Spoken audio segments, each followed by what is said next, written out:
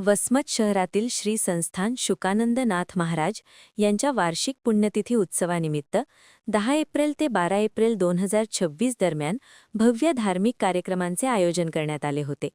या 3 दिवसीय उत्सवात विविध आध्यात्मिक कार्यक्रमांची रेलचेल पाहायला मिळाली असून संपूर्ण परिसरात भक्तिमय वातावरण निर्माण झाले होते। उत्सवादरम्यान दररोज सकाळी काकडा आरती, चरित्रकथन, अभिषेक, हरिपाठ, भजन आणि कीर्तनाचे आयोजन करण्यात आले होते। यामध्ये नामवंत कीर्तनकार ह.भ.प. आसावारीताई जोशी मुंबई तसेच ह.भ.प. खोडेश्वर महाराज दीक्षित यांचे कीर्तन व प्रवचन विशेष आकर्षण ठरले आहे। तसेच 12 एप्रिल रोजी रात्री 8 वाजता श्री सद्गुरू मयुरेश्वर दीक्षानाव श्री यशोदनंदनाथ महाराज यांच्या पालखी सोहळ्याचे आयोजन करण्यात आले होते। हा सोहळा उत्सवाचा मुख्य आकर्षण ठरला आहे।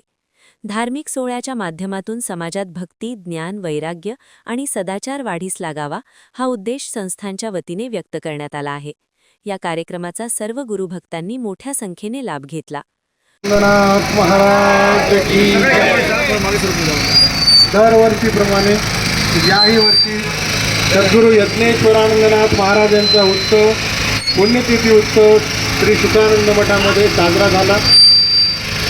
प्रस्तुत उत्सवामध्ये समाजामध्ये भक्ती, ज्ञान, वैराग्याची सद्भावना वाढीस लागाव यासाठी कीर्तन, प्रवचन, भजन आदी कार्यक्रमांचं आयोजन केलं होतं आणि प्रस्तुतच्या कार्यक्रमाची सांगता म्हणून सद्गुरू यज्ञेश्वरानंदनाथ महाराज यांचा पालखी सोहळा आज संपन्न झाला।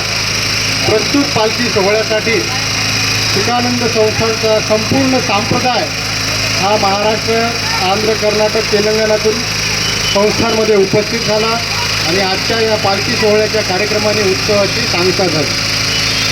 तुका महाराज की जय। काय कार्यक्रम घेण्यात आले? संमेलनाचं आयोजन केलं, त्यानंतर आसावरीताई रवंदे यांचं हरिकीर्तन झालं व 12 तारखेला हरिभक्त परायण यज्ञेश्वर महाराज दीक्षित यांच्या काल्याच्या कीर्तनाने उत्सवाची सांगता झाली। शुकानंदनाथ महाराज की जय। प्रतिनिधी नंदू परदेशी, NTV न्यूज मराठी, वसमत, हिंगोली।